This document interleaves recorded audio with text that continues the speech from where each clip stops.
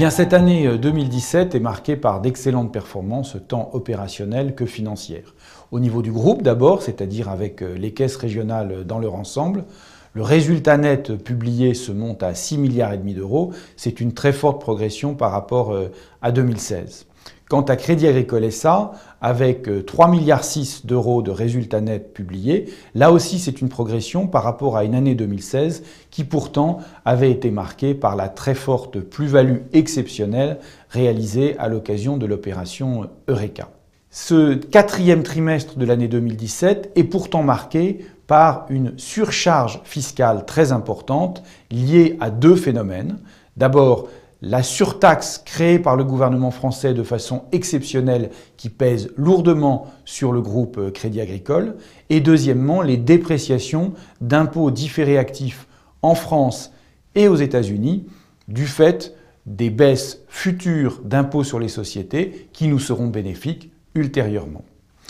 Dans ce contexte, le dividende qui sera proposé à l'Assemblée générale qui se tiendra en mai prochain à 63 centimes d'euros s'inscrit en hausse de 5% par rapport au dividende versé au titre de l'année 2016.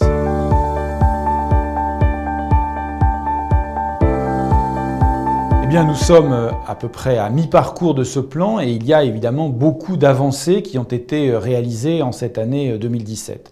Je voudrais en citer dans 4 registres. Le premier, c'est celui du développement des synergies de revenus, c'est-à-dire des revenus qui sont réalisés par le biais de la coopération entre deux ou plusieurs entités du groupe.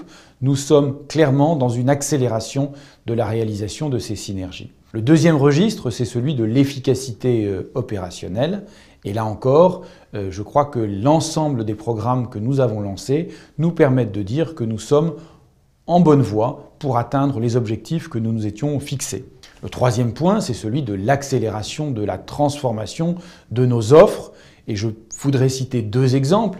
Le lancement l'an dernier de l'offre Éco par les caisses régionales, qui est une offre supplémentaire. Et puis également le lancement par CALF de l'offre Cash in Time, d'une offre d'affacturage à la fois quasi immédiate et en ligne. Dernier registre, celui des opérations de croissance externe. L'année 2017 a été riche en la matière, puisque vous savez que nous avons d'abord finalisé l'acquisition de 3 caisses d'épargne italiennes, que nous avons également procédé à plusieurs acquisitions dans le domaine de la banque privée internationale, que nous avons également racheté à Natixis les 15% qu'il détenait dans le capital de KCIS, et enfin, évidemment, que Amundi a finalisé l'acquisition de la société de gestion d'actifs Pioneer Investment, ce qui a porté les actifs gérés par le nouvel ensemble à plus de 1 400 milliards d'euros.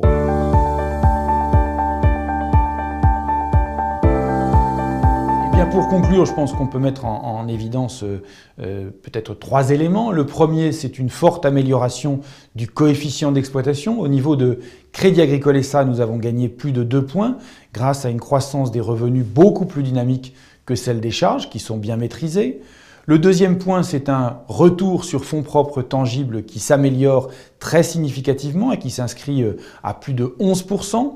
Et puis le dernier point, c'est que notre solidité financière est à nouveau renforcée avec par exemple un ratio CET1 au niveau du groupe qui, en dépit du financement des acquisitions que j'ai mentionnées il y a un instant, s'est amélioré de 40 points de base entre le 31 décembre 2016 et le 31 décembre 2017.